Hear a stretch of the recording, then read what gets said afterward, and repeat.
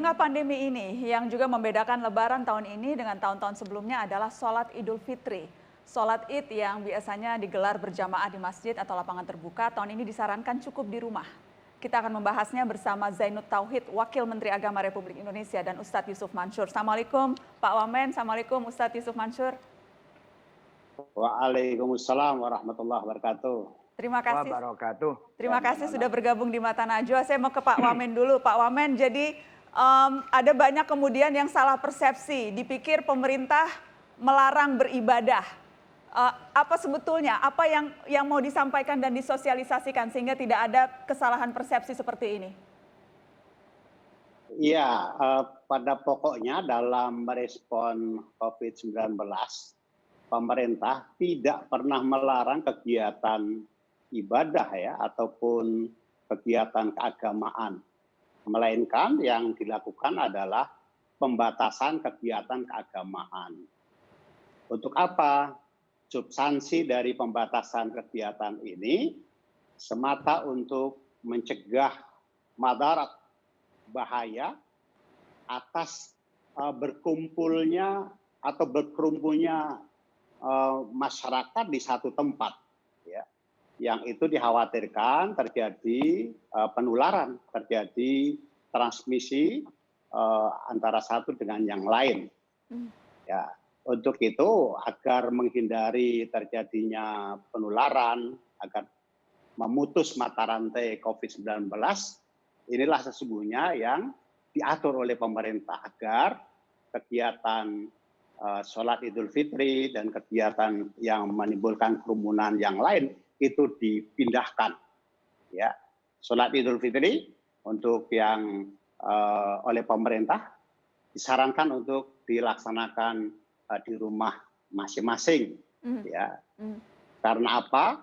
Mengenai kegiatan ini, Mbak Nana ya, bahwa kegiatan ibadah itu kan ada rukhsah, ada keringanan yang diberikan oleh Tuhan kepada kita, sehingga rukhsah yang ada itu harus kita manfaatkan.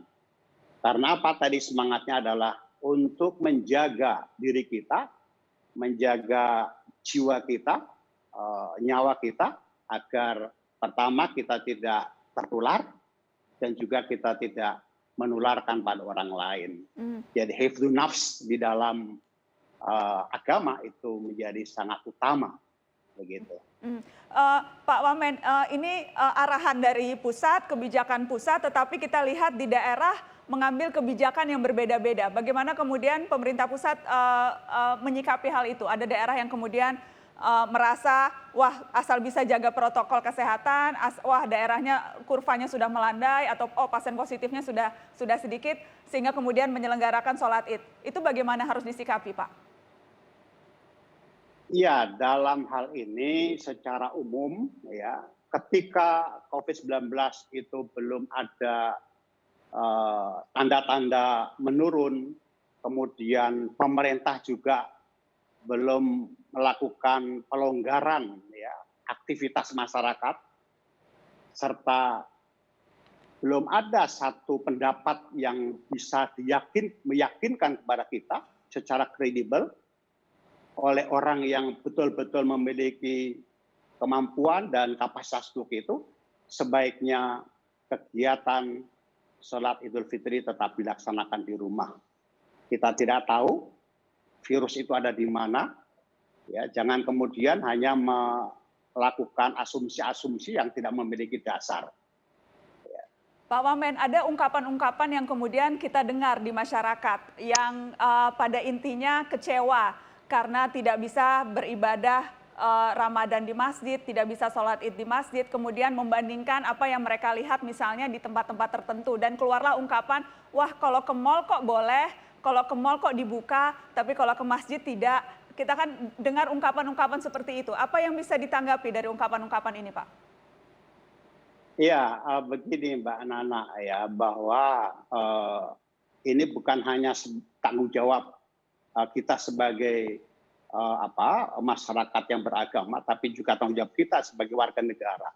Tanggung jawab keagamaan kita apa? Yang pertama bahwa kita memastikan bahwa eh, terjadinya penularan itu bukan dikarenakan eh,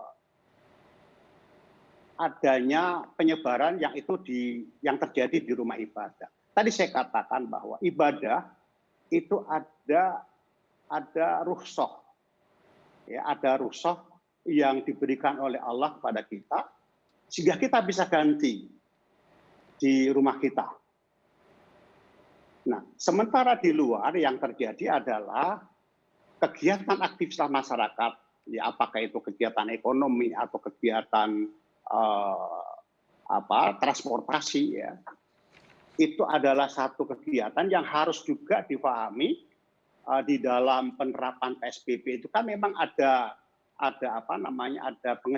pengecualian. Ya. PSBB itu tidak kemudian semuanya dikunci, tapi inti daripada hal yang diharapkan adalah adanya kesadaran masyarakat bahwa bagaimana kita menerapkan protokol secara ketat, ya, physical distancing, Ya. kemudian menggunakan masker, ya, dan tidak melakukan kontak fisik dengan yang lain.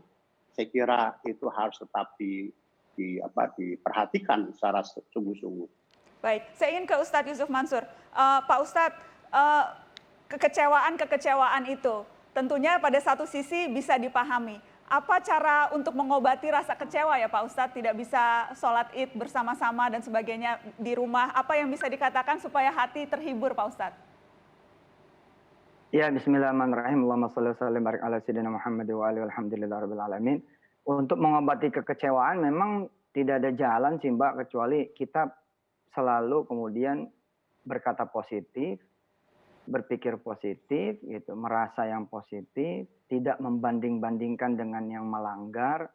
Kan masalah juga nih, kita membandingkan dengan yang melanggar, ya udah jelas nggak sama kan yang melanggar dengan yang tidak kan. Yang tidak melanggar itulah seutama-utama amal pada hari ini. Karena Islam kan mengutamakan keselamatan kan gitu. Yang berikutnya adalah doa Mbak. Itu mudah-mudahan dengan kita ridho, ya, bernuansa Ramadan dan hari raya seperti ini, Allah akan memberi 10 Ramadan dan 10 hari raya yang besoknya jauh lebih baik daripada hari ini kan. Nggak pernah ada yang nggak dilengkapi sama Allah, pasti akan dilengkapin kan begitu. Akan kemudian disempurnakan. Rizki mah pasti tetap 100, kurang yang di sini 30, yang di sono jadi 70 kan begitu. Ibu-ibu sekarang aja udah banyak yang jadi ibu pedagang hari ini. Ya, mudah-mudahan seterusnya malah dagang terus tuh ibu-ibu ya kan, nggak berhenti-berhenti ya dia dagang, itu hebat kan. 1,6 juta waktu di awal katanya PHK kan, korban PHK, ternyata 1,6 juta bisa menjelma menjadi 1,6 juta pengusaha baru Indonesia. Kan positif.